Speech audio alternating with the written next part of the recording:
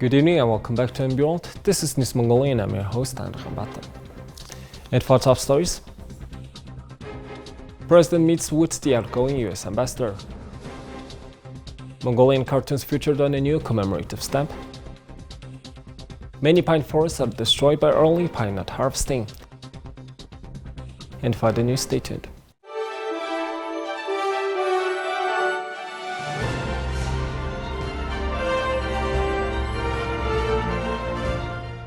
On Monday, President of Mongolia, Hursokhna, met with the US ambassador to Mongolia, Michael Klichevsky, before the conclusion of his diplomatic mission. The president thanked Ambassador Klichevsky for his valuable contributions to expanding cooperation between the two countries in all fields, including the signing of Millennium Challenge Corporation's Mongolia Water Compact.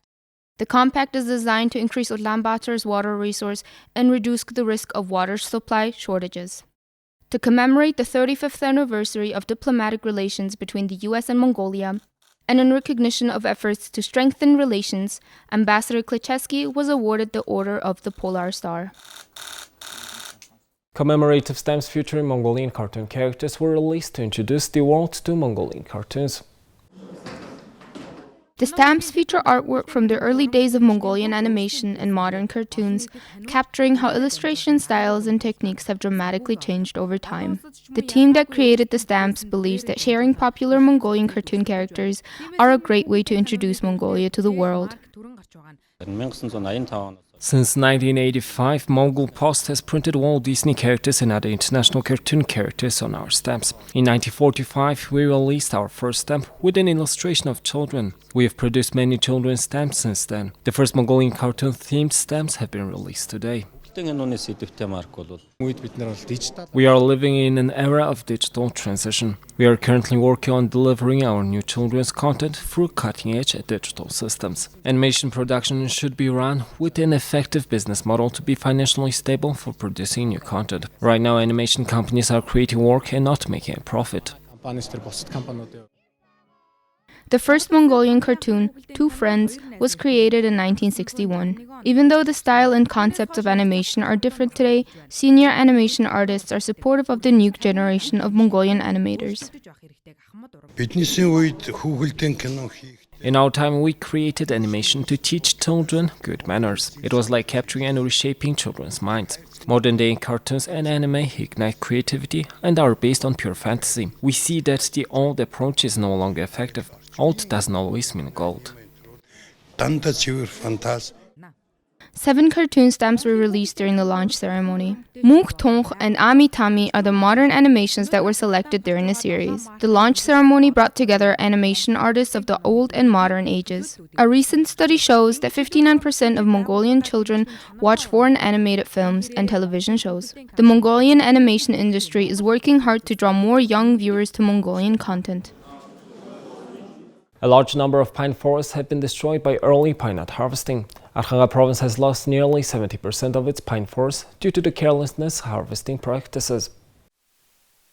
Although the Ministry of Environment has set an official schedule for pine nut harvesting, people have still been collecting pine nuts too early. When pine cones are picked too early and forcefully, it causes tremendous damage to trees. The forest damage in Arkhanga was found during an inspection carried out by the Zoological Society of London, local forest rangers, and ecological police. We want people to at least take a couple of seeds and spread them beneath the moss. It helps forest regeneration. People harvest raw pine nuts by hammering the trees. The tree's soft tissue is damaged, which affects the tree's growth due to the poor nutrient circulation. The trees start to dry up afterward.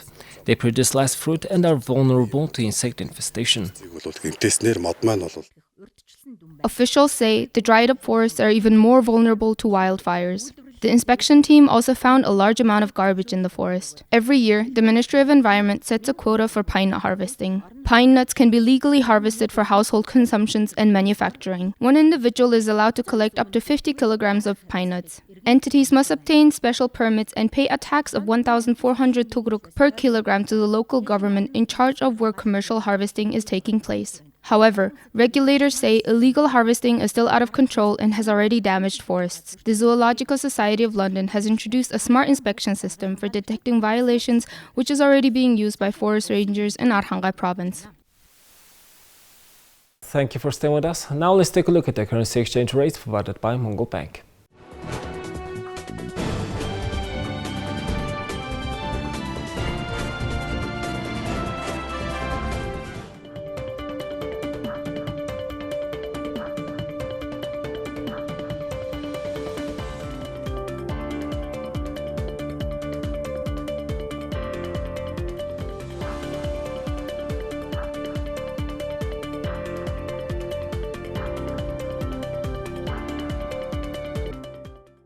Over 3,000 children in Mongol province received free dental checkups. The dental checkups showed only a few children per class had healthy teeth.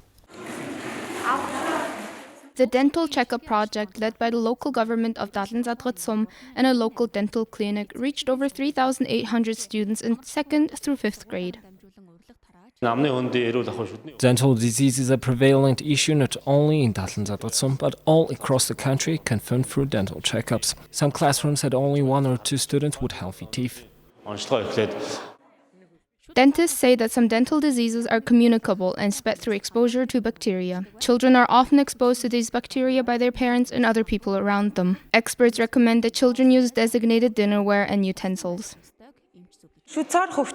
Cavities are not the only form of dental diseases. Streptococcus bacteria, which causes dental cavities, also affect the heart, kidney, joints, and throat. These bacteria also trigger over 200 other diseases. Health officials remind parents that dental health should be prioritized for raising healthy children. The dental checkup in Datlanzadratsom revealed that more than 90% of the 3,000 children treated have dental health issues.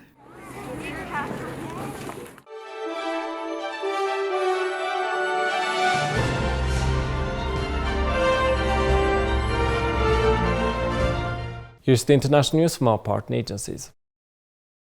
Mexico and the United States plan to take advantage of the Biden administration's massive investment in semiconductor production to push the integration of their supply chains and cooperation on expanding the production of electric vehicles through Mexico's nationalized lithium industry, officials from both countries said on Monday.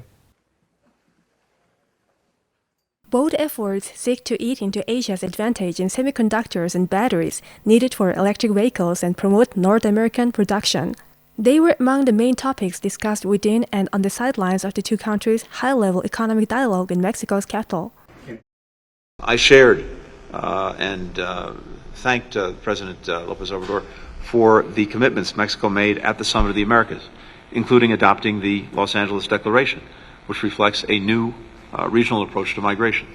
We discussed shared efforts to address irregular migration in the Americas, including through humane border management policies and through expanding legal pathways and protections, as together we address the root causes of migration, something that Mexico and the United States are collaborating on in ways that we've not seen before.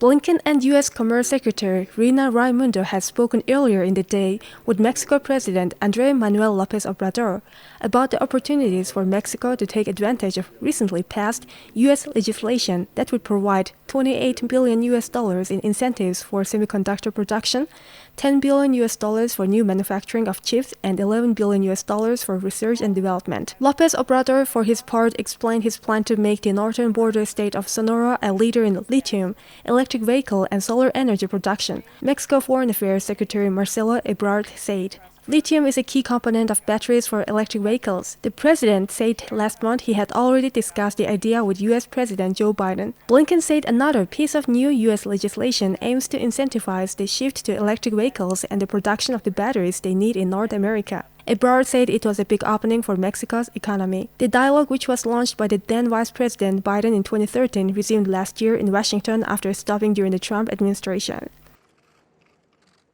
Prime Minister of Haiti, Ariel Henry, asked on Monday for international help in fighting gang violence in Haiti and pledged yet again to work toward holding elections as he marked the anniversary of being sworn into the office following the president's assassination. The speech broadcast shortly after midnight followed a string of demonstrations across the country to protest worsening conditions, including gang violence, a severe lack of fuel and soaring inflation. Henry promised that fuel would soon be available on a regular basis, and he rejected accusations he is trying to hold onto power. That's not true, he said, adding that the country should go into electoral mode before the end of the year, a vow he has made repeatedly since taking office last September. However, he has not moved to appoint an electoral council to oversee a vote, and U.S. officials have said it will take that body 6 months to organize a vote.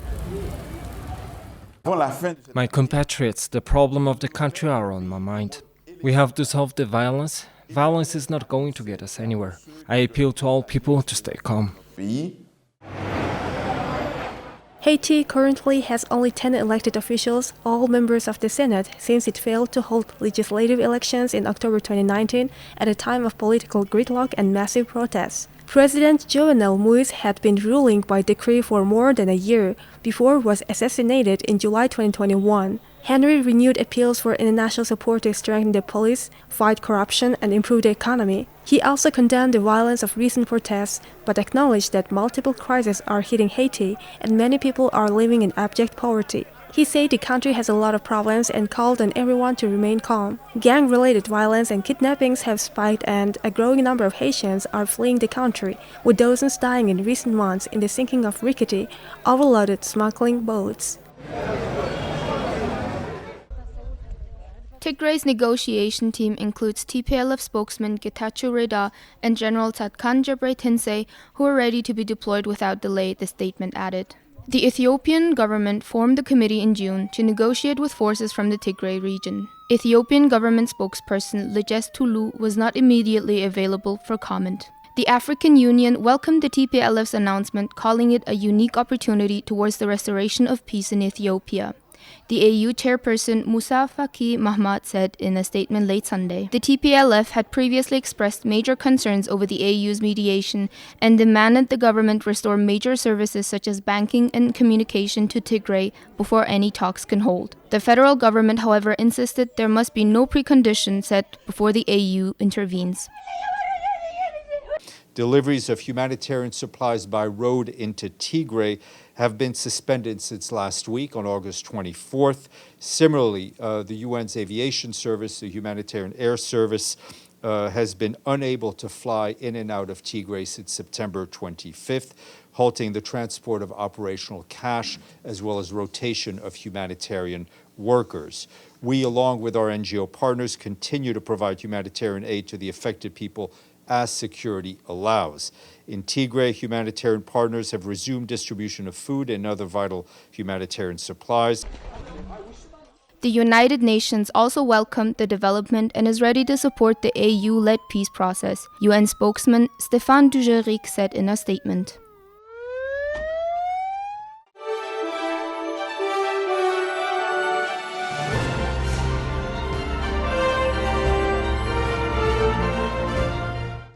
Now let's take a look at our regular feature on sports.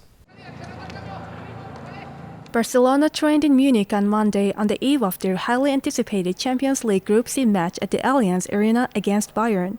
All eyes will be on Robert Lewandowski, who made the switch from Bayern to Barcelona in the summer, and the Poland international has found scoring goals just as easy in Spain as he did in Germany. The two clubs met in the group stage of last season's competition, and Bayern, aided by Lewandowski, won both meetings 3-0, contributing to Barcelona making an opening phase exit from the competition for the first time since the 2001-2 season.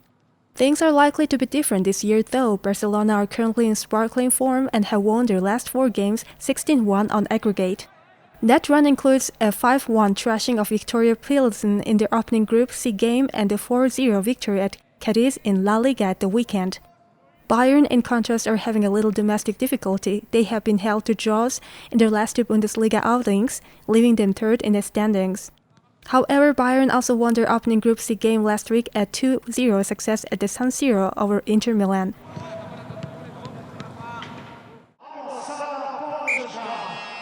It was another golden night for host nation Serbia at the 17th Wrestling World Championships in Belgrade on Monday.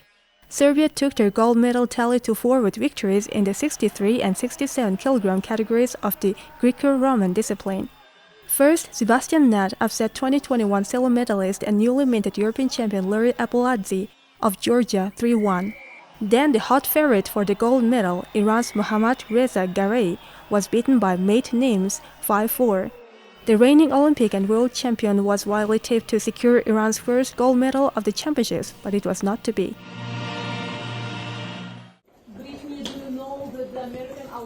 WNBA Commissioner Katie Engelbert urged Russia to release imprisoned American basketball star Brittany Griner, saying, "We need the Russians to step up here and get the deal that the president put on the table and get the deal done and get her home safely." Speaking on Sunday Las Vegas ahead of the opening game of the 2022 WNBA Finals, Engelbert revealed that she had received a handwritten letter from Griner saying she was grateful for efforts of the league and the United States government to secure her release and that she was staying strong. Griner, a center for the Phoenix Mercury and the two-time Olympic gold medalist, was arrested in February at Moscow's Sheremetyevo airport after vape canisters containing cannabis oil were found in her luggage.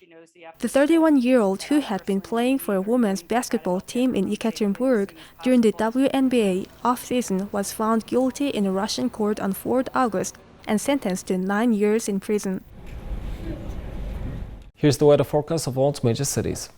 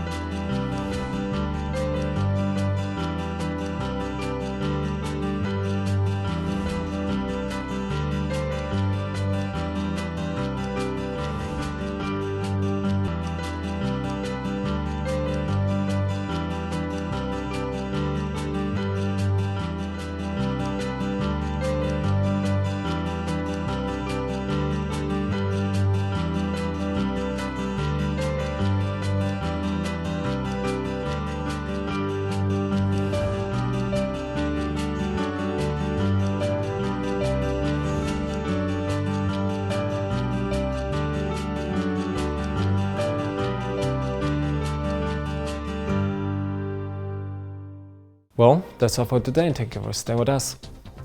We'll see you tomorrow with news and updates. Have a nice evening. Goodbye.